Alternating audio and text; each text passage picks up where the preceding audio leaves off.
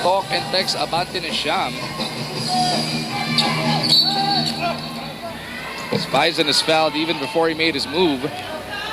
Holding foul, referee yellow out. Substitution, Washington.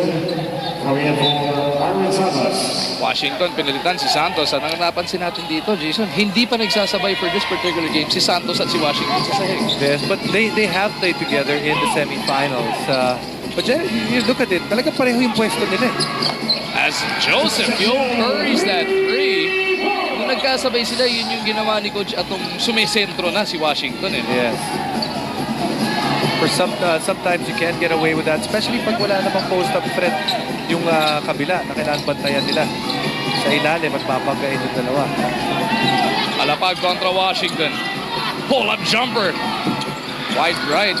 Ranidel keeps it alive.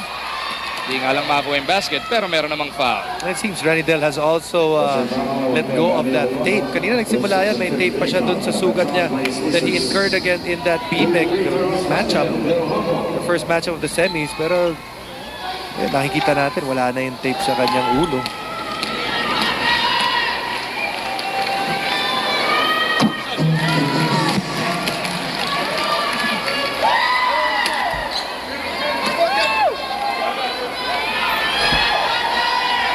Talked about aggressiveness sa laban na to, and the free throws usually a very good barometer kung isang team is aggressive. On one end, you have itong talk and text. They've got 17 free throws. Para sa kabila, para sa Petron, hindi malamang. So you can see that Petron, they've been settling for jump shots and they're not attacking the rim too much in this game. Yo on the move, leaves it off. Ildefonso from the baseline, and Lakay delivers. 7 puntos na para dito kay Ildefonso. Alapag with Lakay watching him. They go to the post. Ranidel, atakin ito si Washington. De Ocampo, jump hook. No! Rebound Bison. Bilis din ang depensa ng Talk and Text. Naantay muna ng rest back. Itong si Joseph Yo. Less than 4 minutes remaining in the start frame. Bison for a 3. Doesn't work. Alapag, nakita si Harris on the run. A little too strong. Too much. And para dito sa Talk and Text. At si Harris, pilit pa niya. Binibenta sa referee na tinulak daw siya. You see Marcus Faison coming out. One thing I noticed about Faison, his first quarter shooting, his best shooting quarter in most of his games. And his shot starts to fall short as the game progresses at habang napapagod na siya. Habagnot may tangan. Nakita itong si Lutz. Washington nakita na naman. Nice ball movement. Those three forming a little triangle right there. From the wing, top of the key to the bottom. Ganda ng galaw ng bola. Mabilis pa.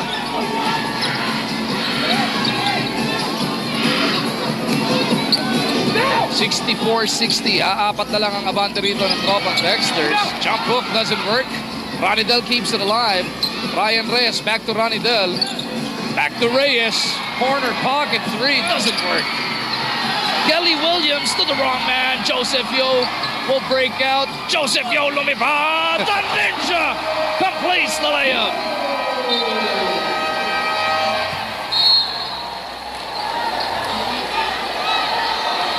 Loose balls on the ground, going the way of Petron right now.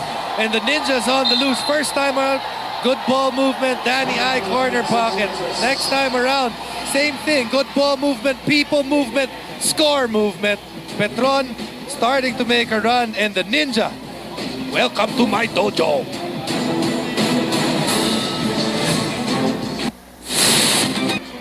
At ito, balik na nga tayo sa action after those 2 timeouts. Talk and Text feeling the pressure from the Petron Blaze Boosters. Dadalawa na lang ang abante nila. Ryan Reyes looking to make things happen. Gets it over to Castro. Harris nanggigigil. Humihingi ng pasa dun sa poste. Lutz on him. Waiting si Washington to help out. Reyes for 3. Short. Williams for the board.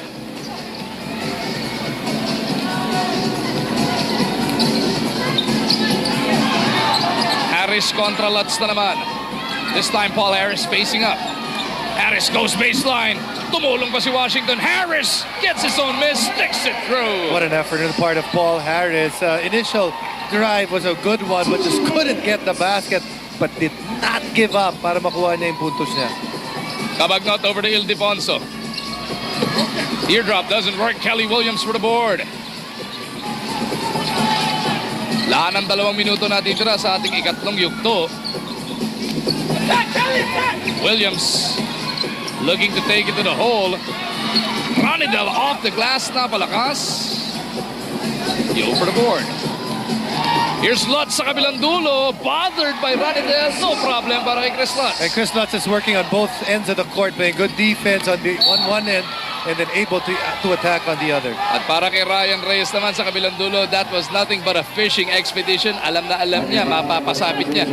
Etong si Jay Washington, ikalawang personal yan. You see, Chris Lutz, just a good finish. People would probably be asking, ano kaya, Chris Lutz kaya ang magiging Rookie of the Year if he had stayed healthy long enough for Petron, but that health concern might be yung pinakamalaking stumbling block for his campaign for that Rookie of the Year. As we send it over to Cell with this report on Petron. Magbubalikan nga natin yung first report ko when I said that mababa yung moral ng Petron at the start of the game. But kanina dun sa last huddle na napuntahan ko, it looks like full tank sila sa energy this time with, all of the players even talking and giving their inputs to Coach Ato. So it seems like there's a change of pace nga naman for Petron. Balik sa inyo. Baka naman nadinig nila yung tweet natics mo kanina about them not talking. Palagay ko nga nagtitweet sila sa dugout mo. Tansya mo. In a game like this, a game for Petron that it virtually does not mean anything in the standings anymore. If a team like that is able to hang on or hang around till the fourth quarter, usually that's a bad sign dun sa kalaban, because what you want to do is to take the fight away from a team like Petron dun sa first half pa lang para mawala na ng gana. But right now, you see they're just a point out. Nagiging mas ganado yan, and they're actually the scariest opponent because right now they've got nothing to lose, and at the same time, everything to gain. And we saw that right in the first game of your PBA Friday. Meralco taking down the BMEG Llamados. Kaya ang BMEG katabla na ng Barangay Ginebra ngayon.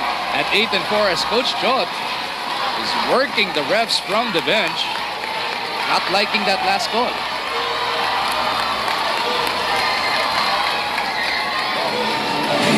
Tingnan natin ulit, Jason. Let's see, this is the call that Coach Jot is upset with. See that again. May have reason to be upset. And Coach Jot could not believe that he was slapped with a technical for clapping. He claps again.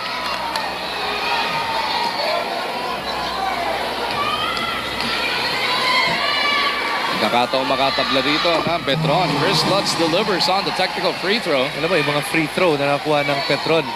It's actually the last two actually coming from technicals. These are the first free throws in this quarter that's actually come from a foul.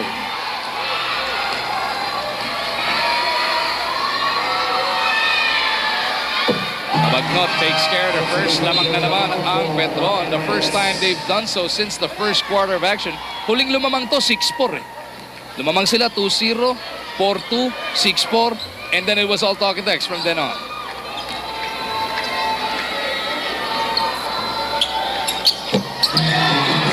Two for Alex. Petron now up 68-66, just over a minute remaining in this third quarter. And as the confidence of Petron builds because they're in this game, there's a little bit of pressure that creeps into a team that knows that this is a must-win scenario. Do or die po to para sa Tokendex. 1 of 3. They have to win as Castro gets that jump hook. May kasama pang foul. And he's got to wake up. Jason Castro started this game para sa Tokendex and came out flat. Right now, they need a guy that will give them that energy. Jason Castro's got to attack just like that. At makakuha ng mga foul at saka yung mga end one niya. That's only Jason Castro's fourth point of the game. Nagmintis pa sa bonus free throw.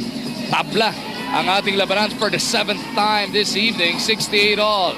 Cabagnot with a teardrop. Alex Cabagnot is starting to go to work. 4 na puntos na rin para sa kanya. And Petron able to do this while resting their import. Castro down the lane. Foul na bago ping follow-up ni Kelly Williams. Pushing foul before Dorian Pena. That's his first whistle. Dorian Peña picks up only his first personal foul of the game. And I like this slide move on the part of Coach Chot Reyes. What he did was, he put Jason Castro in that off-guard spot so that his main concern right now is to be able to go attack the basket. Kanina siguro, nagsimula siya sa laro na to. Started out at point guard, wanted to make sure that he got everyone involved in the game. Right now, his main concern para kay Jason is to put points on the board. Petron's defense also has zoned in on Paul Harris. 11 puntos ang binuhos ni Harris in quarter number 1. Sa 10 pa lang nadadagdag ever since. That foul to give para sa Petron. And for Talking Text is there if they choose to use it. Alapag attacking up and under. Alex Cabagnon gets the basket. And that's why you use that foul. You've got that one foul to give. Might as well use it. Kelly Williams with a Hail Mary. Muntikanan pa para sa tropa. That'll do it for the first 36 minutes of action. Petron starting off the third down by 11, now up by 2, 72-70, the fourth and final quarter.